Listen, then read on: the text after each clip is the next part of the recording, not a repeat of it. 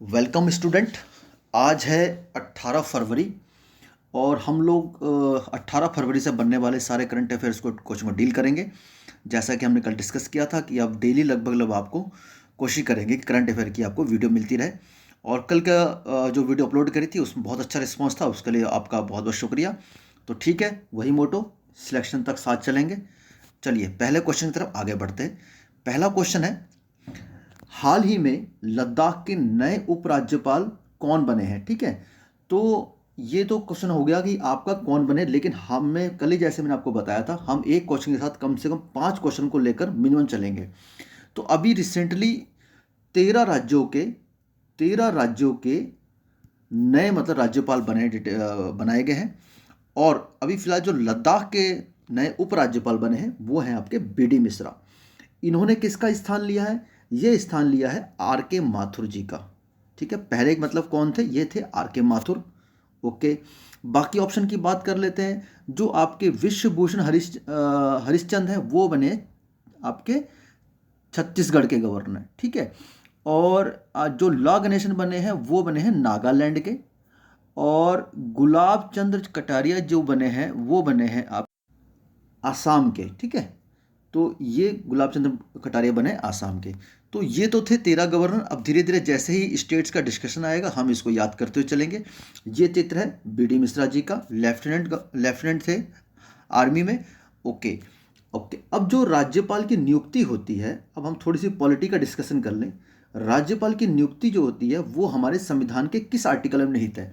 तो इसको याद करने की छोटी सी ट्रिक है, अगर आपके पास समय है तो थोड़ा सा लेके चलते हैं। इसके नियुक्ति की जो ट्रिक है और राज्यपाल से संबंधित जो सारे आर्टिकल हैं वो इसी ट्रिक में आपके कंप्लीट हो जाएंगे, कोई भी आपका इससे क्वेश्चन नहीं छूटेगा। तो आप याद करके चलिए। राकानी, ठीक, राकानी, ठीक है, ये नी है। एक सेकेंड, टाइम ले लेते हैं थोड़ा सा, कोई इशू नहीं है। राकानी कायो, ठीक है, सस, एक या दो बार याद करेंगे तो आपको याद हो जाएगा। राकानी कायोसस, राकानी कायोसस। अब देखिए आर्टिकल। अब आपको पता है कि जो राज्यपाल के आर्टिकल स्टार्ट होते हैं वो 153 से स्टार्ट होते हैं। अगर आप पॉलिटी में पढ़ा होगा 153 से लेकर आप इसे सीधा 154 लिखिए, 155 लिखिए, ठीक है, 156 लिखिए, 157 लिखिए और 158 लिखिए और 159 लिख के चलिए। ठीक है, एक सेकंड, ये तो वो हो गया। चलिए देखते हैं ये शॉर्ट ट्रिक कैसे काम करती है। आर्टिकल जो 153 है वो कहता है कि आपका एक राज्य का राज्यपाल होगा, रा से राज्यपाल। ठीक है, 154 तो 150 मतलब का से कार्यपालिका, जो राज्य की कार्यपालिका है उसका प्रधान होगा। अब इससे जो नियुक्ति के प्रावधान है वो 155 पे निहित है। ओके, और उसके जो फिर का जो आता है ये 156 आर्टिकल में कहता है इसका कार्यकाल कितना होता है। जनरली राज्यपाल का कार्यकाल 5 वर्ष होता है, परंतु 5 वर्ष से पूर्व भी इसको हटाया जा सकता है, अर्थात ये राष्ट्रपति के प्रसाद पर्यंत काम करता है। 157 में इसकी योग्यता का जिक्र है। ठीक है, और 159 में जो है आपका इसकी शपथ का जिक्र है। ठीक है, सॉरी, शपथ नहीं, शर्तों का जिक्र है, किन किन शर्तों पे इनके नियुक्ति के क्या क्या उनके प्रावधान होंगे, किन किन शर्तों को पूरे करेगा तभी नियुक्त होगा। और ये जो लास्ट वाला शो है 159 आर्टिकल, इसमें शपथ का प्रावधान है कि इसको शपथ कौन दिलवाएगा। शपथ दिलवाते हैं हाई कोर्ट के जो मुख्य न्यायाधीश होते हैं वो दिलवाते हैं। तो ये आप याद कर चल सकते हैं, राकानी कायोसस, राकानी कायोसस। आर्टिकल 153, 154, 155, 156, 157 और 158 और 159, तो इससे राज्यकाल से संबंधित सारे आर्टिकल आपके कंप्लीट हो जाते हैं। ठीक है, तो ये तो थे राज्यपाल की नियुक्ति से संबंधित। तो नियुक्ति किस आर्टिकल से की गई है? 155। तो ये मेरा बताने का मोटो था। तो आप इस शॉर्ट ट्रिक को नोट भी कर सकते हैं और स्क्रीनशॉट भी ले सकते हैं या अपनी कॉपी में अच्छे से बना भी सकते हैं। तो ठीक है, तो ये तो था इसका प्रावधान। अब मान के चलिए राज्यपाल का पद खाली हो जाता है, राज्यपाल का पद खाली हो जाता है, तो हमारे संविधान में एक 7वां संविधान संशोधन 1956 किया गया था, जिसके आधार पर यह बताया गया था कि एक से अधिक राज्यों का एक राज्यपाल हो सकता है। तो उसको जैसे ही राज्यपाल का पद खाली होता है किसी वजह से, तो उसके द्वारा 6 महीने के अंदर इसको भर लिया जाता है, तब तक कार्यवाहक राज्यपाल किसी दूसरे राज्य का नियुक्त कर दिया जाता है। ठीक है, ओके, तो ये हमारे कुछ इसमें क्वेश्चन थे जो आपको ऐड करके चल सकते हैं। अच्छा, अब एक इसमें आप उत्तराखंड से रिलेट कर सकते हैं। जो उत्तराखंड के जो भगत सिंह कोश्यारी जी थे, पूर्व मुख्यमंत्री थे, इनको महाराष्ट्र का जो गवर्नर पहले नियुक्त किए गए थे, अब उनकी जगह जो बनाए गए हैं, इनको भी हटा के इनकी जगह बनाया गया रमेश बैस। ये भी इसी नियुक्तियों के बीच में इनको नियुक्त किया गया। तो ये सारे क्वेश्चन जो थे हमारे इस क्वेश्चन से निकल के आते हैं। नेक्स्ट क्वेश्चन है, हाल ही में खेलो इंडिया यूथ गेम 2023 की पदक तालिका में किस राज्य ने टॉप किया है? तो ये जो खेलो इंडिया यूथ गेम 2023 का जो था संस्करण था, ये था आपका 5वां संस्करण था, ठीक है। और इसमें जिसने टॉप किया है वो किया है महाराष्ट्र ने, ठीक है। आयोजन किया गया था मध्य प्रदेश में, आयोजन मध्य प्रदेश में किया था। सेकंड नंबर पे हरियाणा रहा है, ठीक है। तो ये थे इसके बारे में जानकारी। ओके, यहाँ पर मैंने महाराष्ट्र का मैप ऐड किया हुआ है।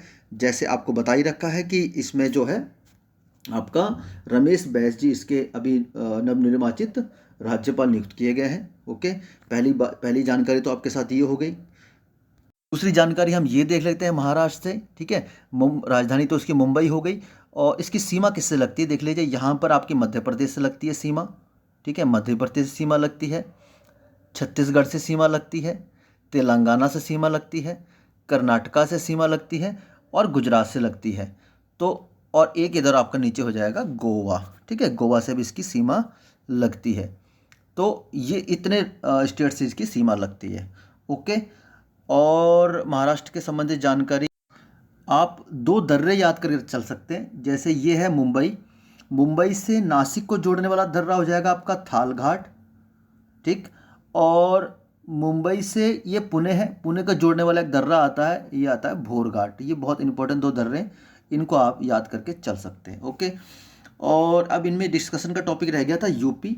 यूपी में हाल ही में एक आपका ग्रेटर नोएडा में पहला डेटा सेंटर का उद्घाटन किया गया है, और एक कानपुर के से पनकी जो आपकी पाइपलाइन है, ये एमपी के जो बीना है वहाँ से इसको जोड़ा गया है। ये पाइपलाइन आपका मल्टी कह सकते हैं कि बहुउद्देशीय परियोजना है, जिसमें आपका जो पेट्रोलियम उत्पाद है उनको डायरेक्ट ही आपका पाइपलाइन के जरिए पहुंचाया जाएगा, जिसका लाभ उत्तर प्रदेश के जैसे लखनऊ है, कानपुर है, और उत्तराखंड का जो दक्षिणी पार्ट है उसको इनका लाभ मिलेगा। तो पनकी जो पाइपलाइन परियोजना है उसका उद्घाटन भी किया गया है कानपुर में, ठीक है। तो उत्तर प्रदेश से ये आप फैक्ट लेके चल सकते हैं। ओके, ये चित्र ऐड किया हुआ है खेलो यूथ गेम जो महाराष्ट्र इसमें सब पदक तालिका में सबसे नंबर 1 पे था। ओके, अगला क्वेश्चन लेके चलते हैं। हाल ही में केंद्रीय प्रत्यक्ष बोर्ड सीबीडीटी के साथ किसने एक एपीए पर हस्ताक्षर किए हैं, ठीक है। तो एपीए क्या होता है? Advance pricing agreement, advance pricing agreement होता है। ये क्या होता है? ये किसने, पहले तो देख किसने एग्रीमेंट किया, ये किया है गेल इंडिया ने, ठीक है। ये सारी महारत्न कंपनी है, और इनमें जो आरईसी कंपनी है ये अभी वर्तमान में आपकी लेटेस्ट आपके जो कह सकते हैं महारत्न कंपनी बनी है। ओके, तो अब ये क्या होता है, जो एपीए क्या होता है? Advance pricing agreement.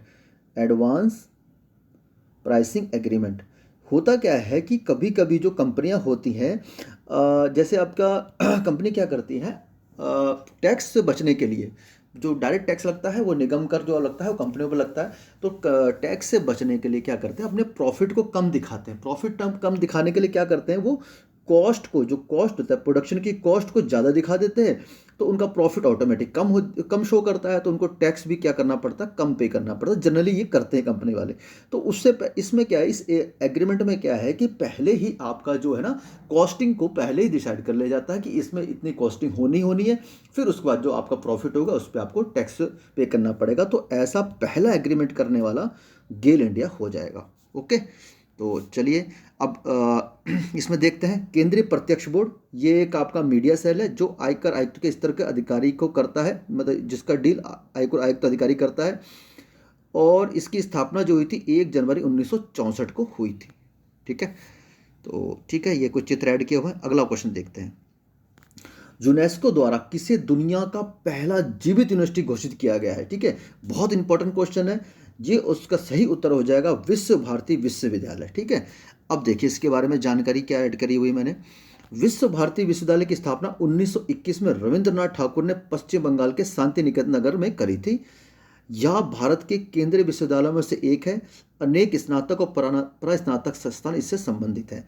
तो ये आपकी इसकी जानकारी होगी। इसको यूनेस्को द्वारा पहला जीवित यूनिवर्सिटी घोषित किया गया है। बनारस हिंदू विश्वविद्यालय, इसको जो आपका स्थापना का श्रेय मदन मोहन मालवीय जी को जाता है, जो आपका बनारस में स्थित है। अलीगढ़ मुस्लिम यूनिवर्सिटी अलीगढ़ में स्थित है, जिसको सर सैयद अहमद खां के इसकी नियुक्ति का श्रेय जाता है। नालंदा, आपको पता है बिहार में एक यूनिवर्सिटी है, बौद्ध धर्म का जो बहुत बड़ा विश्वविद्यालय था, कुमार गुप्त द्वारा इसकी स्थापना करी गई थी और बख्तियार खिलजी द्वारा इसको विध्वंस करके इसको जला के आग लगा दी गई थी। तो ये कुछ जानकारी इस क्वेश्चन के साथ आप ऐड कर सकते हैं। अगला क्वेश्चन है, मलयालम सिनेमा की किस अभिनेत्री को 120वीं जयंती पर गूगल द्वारा श्रद्धांजलि दी गई? देखिए, गूगल आपको पता है एक डूडल होता है गूगल का, जो आपका विशेष उद्देश्य के लिए आपको किसी चीज़ को हाईलाइट करता है। तो इनमें जो है मलयालम सिनेमा की एक अभिनेत्री है PK रोजी, इन्हीं को मतलब इनके द्वारा श्रद्धांजलि अर्पित की गई थी। और बाकी ऑप्शन की बात कर लें तो जो दामोदर मावजे हैं, इनको 57वां ज्ञानपीठ पुरस्कार से सम्मानित किया गया था। और 56वां कभी पूछ लेता है तो वो नीलमणि फूकन को सम्मानित किया गया था, लेकिन अभी वर्तमान में 57वां ही ज्ञानपीठ पुरस्कार पूछा जाता है। रामचंद्र माझी जो है ये बिहार से संबंधित है। ये एक लोक कलाकार हैं, लोक कलाकार, ठीक है। इनका हाल ही में निधन हुआ था। और किस लोक कला के लिए जाने जाते हैं? एक लौंडा नृत्य होता है, लौंडा नृत्य जो बिहार का फेमस नृत्य है, उसके लिए इसको जाने जाते हैं। ओके, कर्नाटक के हैं पुनीत कुमार जी, पुनीत राजकुमार, इनको कर्नाटक रत्न अवार्ड से सम्मानित किया गया था, ठीक है। तो ये इस क्वेश्चन के साथ कुछ जानकारी हम ऐड कर सकते हैं। नेक्स्ट क्वेश्चन है, हाल ही में इसरो ने गगनयान मिशन के लिए किसके साथ साझेदारी करी है? तो इसरो ने जो गगनयान मिशन के लिए साझेदारी करी है वो करी है इंडियन नेवी के साथ में, ठीक है। तो इंडियन नेवी अपना जो दिवस मनाती है वो मनाती है, इंडियन नेवी का स्थापना दिवस मनाया जाता है आपका 4 दिसंबर को। और इनके जो प्रमुख हो जाएंगे R हरि कुमार प्रमुख हो जाएंगे, R हरि कुमार, ओके। और इंडियन एयरफोर्स 8 अक्टूबर को अपना स्थापना दिवस मनाती है। और इनके जो अभी प्रमुख हैं VR चौधरी, ठीक हो गया। इंडियन आर्मी मनाती है आपका 15 जनवरी को। और मिस्टर मनोज पांडे इनके अभी सेनाध्यक्ष हो जाएंगे। और साथ ही साथ अगर आप इंडियन कोस्ट गार्ड की बात करें, इंडियन कोस्ट गार्ड ये मनाती है अभी हाल ही में 1 फरवरी को उन्होंने अपना स्थापना दिवस मनाया था। और VS पठानिया इनके अध्यक्ष हो जाएंगे, ठीक है, प्रमुख हो जाएंगे। और हमारे जो CDS हैं, आपको पता ही है CDS जो हमारे वर्तमान में है वो अनिल कुमार चौहान जी हैं, ठीक है। अनिल कुमार चौहान जी वर्तमान में CDS हो जाएंगे विपिन रावत जी के देहांत के बाद, ओके। तो ये कुछ जानकारी हमने इसके साथ साझा करी है। आगे बढ़ते हैं। अगला क्वेश्चन है, 7वां क्वेश्चन है, निर्यात के लिए भारत की पहली फल ट्रेन का हाल ही में भारत के राज्य किस केंद्र शासित प्रदेश ने हरी झंडी दिखाई है? तो ये जो दिखाई है ये दिखाई गई है आंध्र प्रदेश के द्वारा, ठीक है। इसके बारे में देखिए क्या जानकारी है।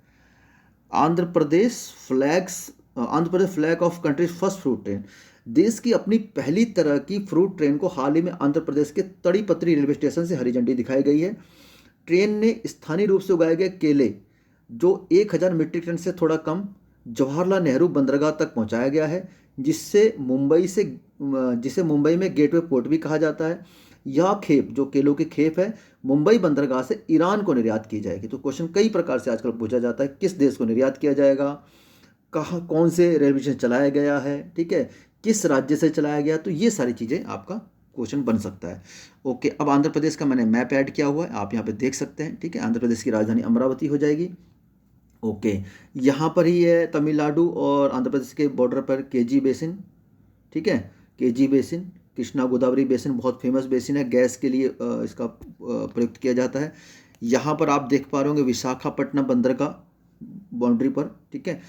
और इसके साथ हम देख सकते हैं इसकी जो बाउंड्री टच करती है, ये देखिए उड़ीसा, छत्तीसगढ़, तेलंगाना, ओके। और इधर आप कर्नाटक, इन सब स्टेट से टच करती है, तमिलनाडु से इसकी बाउंड्री टच करती है। ओके, यहाँ पर पुदुचेरी भी है। जैसे पुदुचेरी आपको पता 4 जगह पर है, 2 जगह तमिलनाडु में, 1 जगह केरला में और 1 जगह आंध्र प्रदेश में। तो इस तरीके से ये कुछ हम आंसर देख सकते हैं। ओके, और पश्चिम बंगाल की बात करें तो कलकत्ता में पहली अंडर वाटर मेट्रो चलने वाली है। ओके, महाराष्ट्र अभी आपको पता ही है, खेलो इंडिया यूथ गेम में नंबर 1 पे रहा था। कर्नाटक के पुनीत राजकुमार को कर्नाटक खेल रत्न अवार्ड से सम्मानित किया गया था। ओके, नेक्स्ट क्वेश्चन की तरफ आगे बढ़ते हैं। अब जो क्वेश्चन आएंगे हमारे उत्तराखंड बेस्ड क्वेश्चन होंगे, उत्तराखंड से बेस्ड। तो अब देखिए, कुमाऊं के पहले ग्लास ब्रिज, ठीक है, ग्लास ब्रिज, ये ग्लास ब्रिज है। देखिए ग्लास ब्रिज, जो मतलब नैसर्गिक सुंदरता को देखने के लिए ग्लास ब्रिज है। जब नीचे की आपको ब्रिज के नीचे से आपको देखने का मौका मिलता है तो जो आपका जो पहाड़ी क्षेत्र होता है उसका बहुत सुंदर नज़ारा मिलता है। ऐसा ही कुछ किया गया है आपका ऋषिकेश में, ठीक है, ऋषिकेश में बनाया गया है। लेकिन यह कुमाऊं की बात कर रहा है तो ये बनाया जा रहा है पिथौरागढ़ में, ठीक है, इसका सही उत्तर पिथौरागढ़ हो जाएगा। इसमें देखिए क्या लिखा हुआ है, कुमाऊं के पहले ग्लास ब्रिज का कार्य सीमांत पिथौरागढ़ जिले में शुरू हो गया है।